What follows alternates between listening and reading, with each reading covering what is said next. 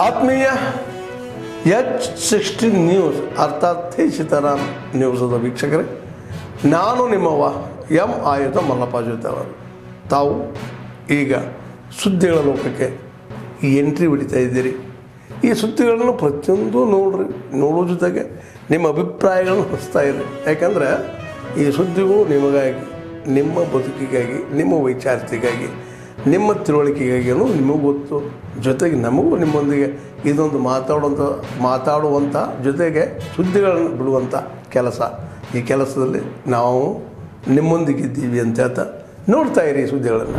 Cabinet ने एक resolution pass किया 24 with a heavy handed attempt at crushing the Navnirman Andolan and Sampurn Kranti Abhiyan. To mark the occasion, a 2-minute silence was observed in today's meeting of the Union Cabinet as a tribute to those whose constitutionally guaranteed democratic rights were taken away and who were then subjected to unimaginable horrors. The Union Cabinet paid tributes to their exemplary courage and valiant resistance to the emergency's excesses.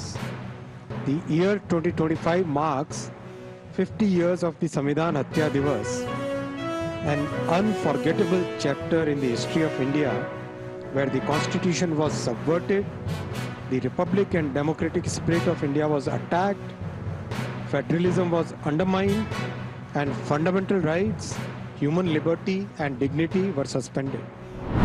ಆಗ ನಾವೆಲ್ಲರೂ ಸೇರಿ ಇದಕ್ಕೇನಾದ್ರು ಒಂದು ಮಾಡಲೇಬೇಕು, ಹೋರಾಡಲೇಬೇಕು ಅನ್ನೋದು ನಮ್ಮದು. ನಾವು ಸ್ವತಂತ್ರದಲ್ಲಿ ನಾವು ಸಣ್ಣವರಾಗಿದ್ವಿ, ನಮಗೆ ಗೊತ್ತಾಗಿಲ್ಲ. ಇದಕ್ಕಾದ್ರೂ ಭಾಗವಹಿಸಿ ನಾವು ದೇಶಕ್ಕೆ ಒಳ್ಳೆ ಇದನ್ನ ಮಾಡಬೇಕು, ಇದು ದುಷ್ಟಶಕ್ತಿಗಳೇ ಮಾಡ್ತಾ ಇರೋದು ಅನ್ನೋದು ಒಂದು ಮನವರಿಕೆ ಆಯಿತು. ನಾವು ಆವಾಗಲಿಂದ ಆಗ ಬಿಜೆಪಿ ಅಂತ ಇರಲಿಲ್ಲ, ಜನಸಂಘ ಅಂತ ಇತ್ತು. ನಾವೆಲ್ಲ ಇದ್ರ ವಿರುದ್ಧವಾಗಿ ಪ್ರತಿಭಟನೆ ಮಾಡಿದ್ವಿ. ಸರ್ಕಾರಕ್ಕೆ ನಾವು RSS ಅವರಲ್ಲ, ಏನಂದ್ರೆ ಅದು ಒಂದು ಪಾಯಿಂಟು ನೋಟ್ ಮಾಡ್ಕೊಂಡಿದ್ರು.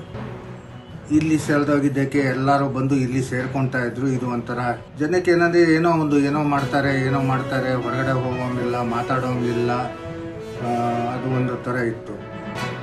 ಮತ್ತು ಜೈಲಲ್ಲಿ ನಮಗೇನು ಕೆಟ್ಟದಾಗೇನು ನೋಡ್ಕೊಂಡಿಲ್ಲ. ಇವನ್ನ ಪೊಲೀಸ್ ಸ್ಟೇಷನ್ನಲ್ಲೇ ಆದ್ರೂ ಏನು ಚೆನ್ನಾಗಿ ಕೆಟ್ಟದಾಗಿ ನೋಡ್ಕೊಂಡಿಲ್ಲ. ಈ ಥರ ಮಾಡಿದ್ದಾರೆ ಅಷ್ಟೇ. 3.5 ತಿಂಗಳು ಒಳಗಡೆ ಇಟ್ಟಿದ್ದು ಅದೇ ಒಂದು ಮೇಯ್ನು ಡ್ರಾಬ್ಯಾಕು. ನ್ಯಾಯಾಲಯಕ್ಕೆ ಹಾಜರು ಮಾಡಿ ನಂತರ ಮೈಸೂರು ಜೈಲಿಗೆ ನಮ್ಮನ್ನು ಕಳಿಸಿದ್ರು. ಯಾತಕ್ಕೋಸ್ಕರ ನಮ್ಮನ್ನು ಈ ರೀತಿಯ ಒಂದು ಮಟ್ಟದಲ್ಲಿ ನಡೆಸ್ಕೊಳ್ತಾ ಇದ್ರು ಅನ್ನೋದು ಅವತ್ತಿನ ದಿವಸ ನಮಗೆಲ್ಲ ಗೊತ್ತಿತ್ತು. ಕಾರಣ, ಪ್ರತಿಷ್ಠಿತ ವ್ಯಕ್ತಿಗಳೇನಾದರೂ ಈ ರೀತಿ ಅಂದಿನ ತುರ್ತು ಪರಿಸ್ಥಿತಿಯನ್ನು ವಿರೋಧ ಮಾಡಿದ್ರೆ, ಇಂದಿರಾ ಗಾಂಧಿಯವನ್ನು ವಿರೋಧ ಮಾಡಿದ್ರೆ, ಅವರಿಗೆ ಯಾವ ರೀತಿ ಒಂದು ಕಠಿಣವಾದಂಥ ರೀತಿಯಲ್ಲಿ ನಡ್ಕೊಳ್ಬೇಕು ಅನ್ನೋದಕ್ಕೆ ಒಂದು ನಿದರ್ಶನವಾಗಿ ಇರಬೇಕು ಅಂತ ಈ ರೀತಿ ಆ ಸರ್ಕಾರ ಸೂಚನೆ ಕೊಟ್ಟಿದೆ. ಒಂದಷ್ಟು ಎಚ್ಚೆತ್ಕೊಂಡ್ರೂ ನಮ್ಮ ಕರ್ತವ್ಯನೂ ಹೌದು ಹಾಗೆ ಅಂಥೇಳಿ ಭಾವಿಸಿ ನಾವು ಅವತ್ತು ಸತ್ಯಾಗ್ರಹಕ್ಕೆ ಹೋದು. ಆನಂತರ ನಮ್ಮನ್ನು ಅರೆಸ್ಟ್ ಮಾಡಿ ಜೈಲಿಗೆ ಕಳಿಸಿದರು. 4 ತಿಂಗಳ ಜೈಲುವಾಸನೂ ಅನುಭವಿಸಿ ಈಚೆ ಬಂದು ಇವತ್ತು ಸಹ ಒಂದು ಸಮಾಧಾನ ಹಾಗೆ ಹೆಮ್ಮೆ ಅನ್ನುವಂಥದ್ದಿದೆ. ನಮ್ಮಿಂದನೇ ಆಯಿತು ಅಂತ ಅಲ್ಲದೇ ಇದ್ದರು ಈ ರೀತಿಯಾಗಿ ಹೋರಾಟ ಮಾಡಿದಂತಹ ಕೋಟ್ಯಾಂತರ ಜನ, ಲಕ್ಷಾಂತರ ಜನ ಅವರ ಪ್ರಭಾವದಿಂದಾಗಿ ಆ ಒಂದು ತುರ್ತು ಪರಿಸ್ಥಿತಿ ಮುಕ್ತಾಯ ಆಯಿತು. ಮತ್ತೆ ಪ್ರಜಾಪ್ರಭುತ್ವ ಈ ದೇಶಕ್ಕೆ ಬಂತು ಅನ್ನುವಂಥ ಸಮಾಧಾನ ಅದರಲ್ಲಿ ಭಾಗವಹಿಸಿ ಕಂಟಿನ್ಯೂಸ್ ಆಗಿ ಸತ್ಯಾಗ್ರಹವನ್ನು ಮಾಡಬೇಕು ಅಂತನ್ನುವಂಥ ನಿರ್ಧಾರವನ್ನು ಲೋಕ ಸಂಘರ್ಷ ಸಮಿತಿಯವರು ಇಡೀ ದೇಶಾದ್ಯಂತ ತೆಗೆದುಕೊಂಡಾರೆ. ಅದರಲ್ಲಿ ಮೈಸೂರಿನಲ್ಲಿ ನವೆಂಬರ್ 14ಕ್ಕೆ ಪ್ರಾರಂಭವಾದಂಥದ್ದು. ಅದು ನಾವು ಜನವರಿ 26ರವರೆಗೆ, ನವೆಂಬರ್ 14, ಡಿಸೆಂಬರ್ 14 ಮತ್ತು ಜನವರಿ 26 ಇಷ್ಟು ದಿನಗಳವರೆಗೆ ನಾವು ಸತ್ಯಾಗ್ರಹವನ್ನು ಮಾಡಬೇಕು ಅಂತ ತೀರ್ಮಾನ ಮಾಡಿದ್ವಿ.